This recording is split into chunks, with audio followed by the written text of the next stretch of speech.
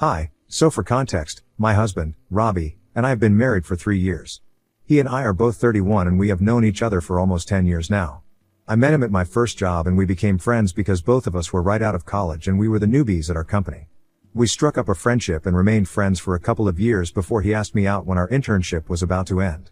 We dated for a couple of months when we were in our early 20s, but it fizzled out soon enough and we ended up breaking up. But then we met again at a friend's party when we were around 25 and we then rekindled our relationship. Both of us told each other that we had dated a couple of people in the middle, but things never really seemed to work out with those people, and maybe the reason behind that was that we were meant to be together, which is why we had run into each other after so long at one of the most unexpected places because we didn't really have a lot of common friends. So we decided to give things another chance, and this time, both of us were grown up as compared to earlier, so we made it work. After being together for 3 years and having lived together for 1, we agreed that it was about time to get married because things were going well and it just felt right. There was no formal proposal, as such, we just sort of came to an agreement about it. Anyway, 3 years ago, we got married, and things have been great since then. That's not to say that he and I don't fight, like any other couple, we also have had our ups and downs, but we always make up. His behavior around me has always been normal, and I have never really suspected anything, because I trust him, and I didn't think that he would ever lie to me about anything, because I like to think of myself as a very understanding person, so he would never feel the need to lie about the big stuff. So, after what I found out recently, my head was turned, and I honestly didn't know how to react to any of it. Because finding out that your husband has a whole separate family that he has kept a secret from you for as long as you have been together, is never an easy thing to come to terms with. And because of the emotional devastation, I might have done something and gone overboard with my revenge or whatever, at least that's what people are telling me, but I don't see anything wrong with what I did. Everyone thinks that I should have just dealt with this in person instead of airing our dirty laundry among friends and family and even a couple of his business associates. So I just want to know if I did the right thing, and that's why I'm here right now. It all started a few weeks ago. Robbie was turning 31 and I wanted to celebrate his birthday. But unfortunately, he told me that he had to go away on a business trip that week, and he wouldn't be here for his birthday.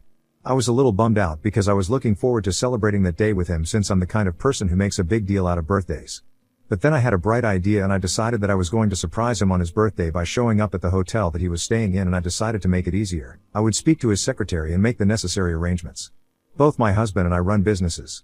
I run an electronics store and he has a PR agency. But the difference is that I started mine a couple of years ago and he inherited his dad's business, and that's why he's a lot more successful as a businessman than I am, because I'm just starting out on my own, and well, he already has everything laid out for him because his dad did a lot of work in his time and they were already a flourishing business when he took over.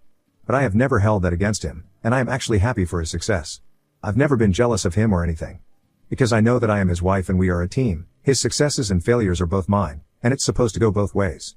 I'm mentioning this part now because it comes up later, so I thought I'll just get it out of the way. Anyway, I spoke to Robbie's secretary and told her that I was planning to surprise him on his birthday by showing up at the hotel, and I told her to make the necessary arrangements.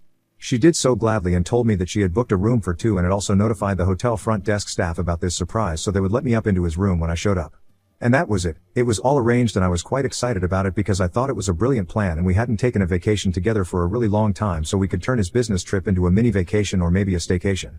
Even on the day that he left for his business trip, everything was fine, and he told me that he loved me and everything. I couldn't have ever known what he was up to behind my back if he didn't slack off on the day of his birthday, and I didn't happen to be at the right place at the right time. His birthday was 2 days after the day that he was supposed to leave for his trip, and I flew out on the morning of his birthday to surprise him.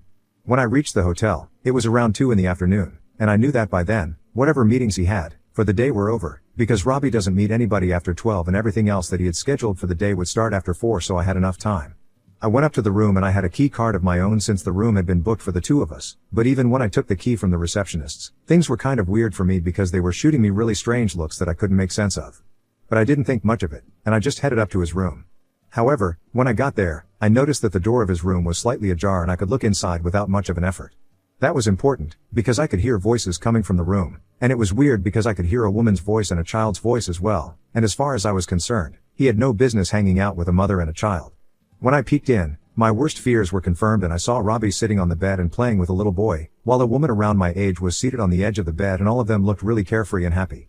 The boy couldn't have been older than maybe 5 or 6, and I didn't get a good look, but Robbie and that boy were playing something on his iPad.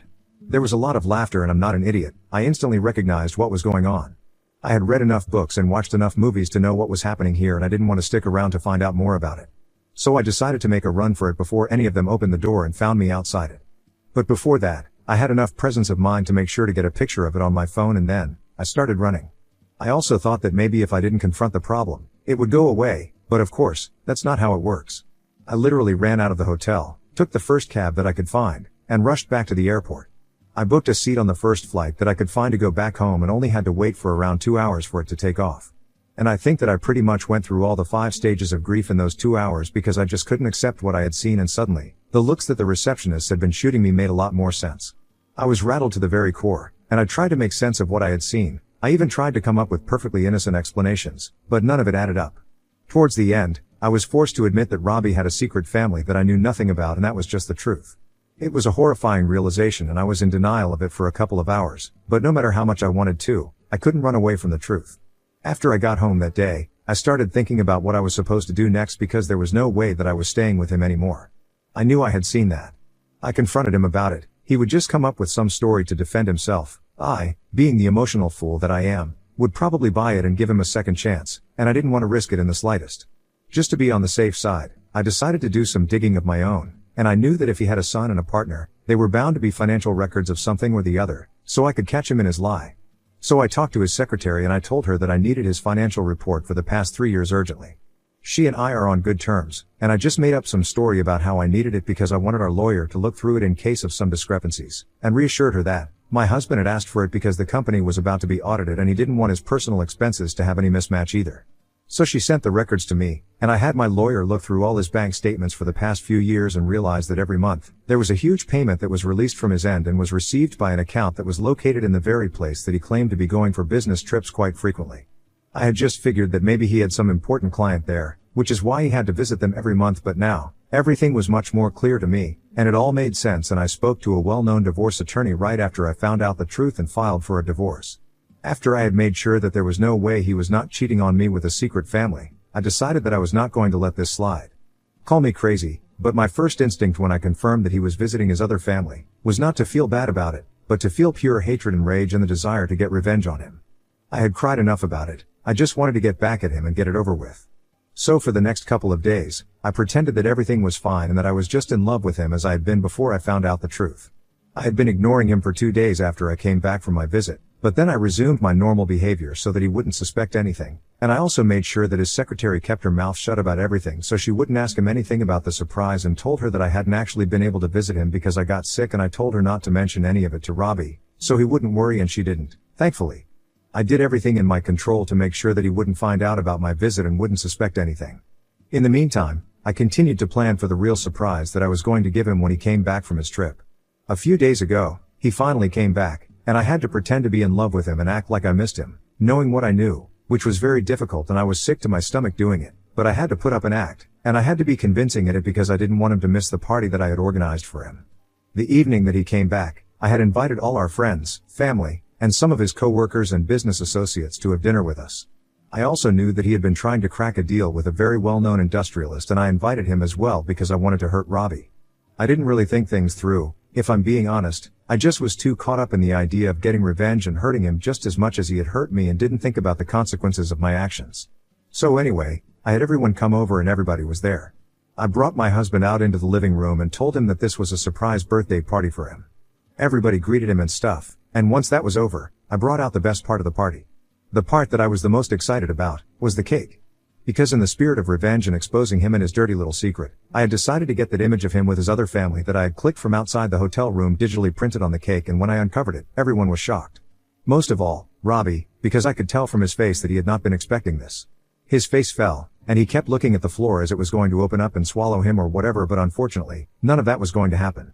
That he had been caught in his lies and there was no hiding it anymore. But when I started talking, he still tried to tell me to stop and said that he would do anything to keep me from spilling the beans. It was just a last-ditch desperate effort to keep this a secret, but I think everybody in the room had already figured out what was going on by then. They were just waiting around for me to confirm it, and I was not going to deny them the pleasure of that. So, for the first time in my life, I told Robbie to shut up and let me talk because he was not going to get away with what he did, and I was going to make sure of it. I told everybody that I had gone digging through his financial records, and I had found out that he had been sending money every month to his other family, and this went back almost a decade. This meant that throughout the time that he had been with me, he had been hiding a secret family from me, and had been cheating on me all along. I looked at him to confirm the story or tried to deny it when the proof was so clearly placed in front of us on the cake, but he just stood there and refused to say a word. But I kept taunting him, asking him to speak up and give us all an explanation, because I wanted him to feel as humiliated as I had felt when I showed up at his hotel room and saw him chilling with some other family. And at one point, I think I finally broke him, and he cracked and started talking. He lost his mind and started yelling at me, saying that, yes, he did have another family, but it was none of my business and that he regretted the fact that he married me instead of Elena, who I can only assume is his affair partner. I was quite shocked by that outburst, but I stood my ground and we got into a nasty fight in front of all his friends and family and his business associates as well. He told me that he had been seeing Elena before he met me and reconnected with me, but things had just been casual with her and they were not very serious. Which is why he asked me out again. And we got together, but a few months after we got together again, Elena contacted him to tell him that she was pregnant and wanted an answer as to whether he was willing to be a part of the child's life or not. He said he had wanted to tell me about it and be honest with me, but he didn't want to risk it and jeopardize our relationship again because he really liked me and he wasn't sure if I would still stay with him once I found out that he was going to have a baby with another woman before me. So he thought that he would hide it for a couple of months, at least until the child was born. But then months turned into years and the longer he waited to tell me, the more awkward it became. And then, before he knew it, we were getting married, and there was just no way he could bring it up now without breaking my heart. So he just never told me and that's how I had to find out. He also mentioned that the affair with Elena was a recent development, and that it started only a couple of months ago, but before that, they only had a strictly platonic co-parenting arrangement. But for the past few months, they had been seeing each other more often because he was sick of me. Elena knew about me, and she had no problem with it because he had promised her that he was going to leave me when the time was right and had made up his mind that he was going to file for divorce soon because apparently, I am crazy, and I don't deserve to be with him anyway. And he said all this, rather screamed all of this right at my face, in front of all the guests. So suffice it to say, I had intended to humiliate him at the party, but that was a bit humiliating for me as well. However, I still had the divorce papers that I had filed for, and as soon as he said that he was going to file for divorce, I went into my study and brought my papers out and then shoved them at him and told him that I had already beaten him to it. Then I walked out of the party to my car and started driving. I had already packed a few of my things in a bag and stashed it in the car for a quick getaway, and I also knew which hotel I was going to be at for the next few weeks. My blood was boiling, so I didn't check my messages or notifications for the next couple of hours, but when I did, I realized that most people agreed that I had taken it way too far. There were messages from my friends, who said that while they understood my anger and resentment against Robbie, throwing a party, just with the purpose of humiliating, was a little too much, and they think I owed him an apology because apparently, he lost the business deal that he was working on because of me. My parents also felt the same way, and I was just surprised that so many people were on his side when he was the one who cheated on me. They had the same reason as well. They said that it was unfair because he lost a huge deal because of me and he could even sue me for defamation if he wanted to, so it would be in my best interest to apologize to him and tell him that I just lost my mind for a bit after I found out that he was not being honest with me. However, I don't think that he can file any sort of lawsuit against me because whatever I said at the party was true. And more importantly, I really don't think that I owe him any sort of apology, because if he didn't want to get caught and humiliated, he probably shouldn't have cheated on me. And as for the deal that he lost, I also think that is his own fault because I didn't make him cheat on me, and turn out to be a dishonest, lying piece of crap. Apparently, after I left, everybody started clearing out almost immediately, and Robbie tried to stop the CEO of the firm that I had mentioned before who he had been trying to crack a deal with. Everything that just happened was obviously very embarrassing, but he still couldn't let that deal go to waste because he had been working for months to crack it. So he tried to stop the guy and talk to him, but I guess he didn't want to work with Robbie anymore because of what just happened. The rejection was quite public as well, and apparently, the CEO guy told my husband, politely and gently as he could, that he believed it would be for the best if he focused on his personal life just now, and since his firm was a pretty huge account, he didn't believe it was his cup of tea right now, and the deal would go to somebody else. And then he left, and as soon as he left, Robbie broke down into tears, and some of the guests stayed back to comfort him. I find it all a bit ridiculous, if I'm being honest, because he lost everything because of his own behavior, and his own infidelity. I think it's really unfair to blame me for any of this, and yet, that's what people are doing. I can't make sense of it, but I'm getting sick of people blaming me. Ever since I left the house, people have been texting me and telling me that what I did was messed up and that I need to make amends for it. Worst of all, my parents think that I am at fault and I am really at a loss for what to do. I really don't think that Robbie deserves an apology, that's not happening, but I also feel bad because everybody's just being really harsh on me. So Ida for throwing a party just to humiliate my husband and expose his dirty little secret when I found out that he had a secret family? Update 1. Hello, thank you so much for all the support in the comments of my original post. I am glad to hear that a lot of people agree that I shouldn't have held back, but what I did was perfectly right. I feel the same way, obviously. This is why I have decided that I am going to cut everybody out of my life if they continue to tell me that I am the one at fault for this. Because I'm getting really sick of taking the fall when I'm not even the one who cheated. To be honest, I wish I could show my parents and a few of my friends some of the responses and comments that I got on my original post about people saying how they would have gone scorched earth, and that they would have taken it even further than me. So they would really understand how bad it was to get betrayed by your husband of 3 years and partner of almost 6 years. To find out that everything that you had believed for so long was just a lie.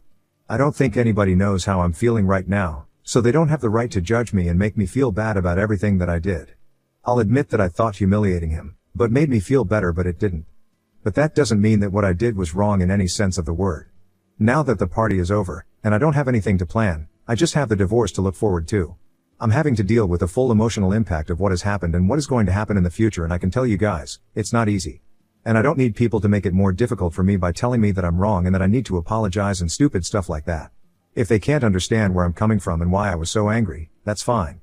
But they do not have the right to make me feel worse and try to portray me as a bad guy even in a situation where I am clearly the victim. I haven't been responding to any messages because most of them are just telling me that my soon-to-be ex-husband is miserable and it's all my fault. I don't need to hear it. But now, I have decided that I am going to respond to each and every single person who texted me, and tell them that, if they don't shut up, then I will just block them and move on and never speak to them again. So if that's what they want, they can continue to take his side and try to make me the bad guy. But they want me to be a part of their lives, they're gonna have to apologize to me and tell me that they were wrong. I'm not gonna excuse people defending a cheater, and still have any access to me anymore. That's not happening. Update 2. So I received Robbie's response to the divorce papers today, and my lawyer told me that he had consented to a mutual divorce. And I was honestly very relieved because it's all happening on my terms, so there won't be much of a problem during the negotiations. I also told my parents and a couple of my friends, but I had said I would tell them in my last update, and most of them did not speak to me. But I'm fine with that. It's very obvious that they were never my friends in the first place, and they were all Robbie's friends. My parents, however, came to their senses and apologized to me. They said that they just felt bad for Robbie because he was devastated after I revealed his secret, because apparently, he had put in a lot of work to hide it, and that was quite obvious. And his parents were also very upset because they believed that it was none of my business. I don't even know why they think it's enough of my business, because I'm literally his wife. It is most certainly my business if my husband has another family that he's not telling me about, but whatever, I don't even care what his family thinks of me anymore, because they had been helping him to hide it all along. I'm really glad that he lost the deal that he had been working on. He deserves it. And I honestly hope that every bad thing happens to him now, because I'm not a large-hearted person who wishes the best for the people who have done me wrong. I wish the worst for him because he is the worst. And also for anybody who went against me and told me that I was wrong here. They can all go jump off a cliff, for all I care. I'm gonna continue to defend what I did, because even before I had done it, I did not think there was anything wrong with it. I did not think there was anything wrong with what I was doing even while I was doing it, and even now, it's the same. So everybody can take a hike. Robbie got what he deserved, and I'm gonna hope that he learns a lesson from this. Update 3. Hey, so it's been almost a year since I filed for divorce from Robbie, and it came through about 6 months ago. We were done with our marriage as soon as the waiting period was over, and now, I am free as a bird. I heard that he moved Elena and his son down here and they are all living together now. Whatever, it doesn't matter to me anymore because I'm also doing a lot better than him. My business really took off a couple of months ago and we are doing great. I live in a much better house now and I have everything that I could ask for. I'm not dating anybody right now because I'm just so busy, but it's very much on the table for me in the future. And I know that everything will fall back into place eventually. I'm glad that Robbie showed me his true colors, because if he hadn't, then maybe I wouldn't have this life right now, because I really threw myself into my work after the divorce. I'm honestly just grateful for everything, and now I know that whatever happened for the best.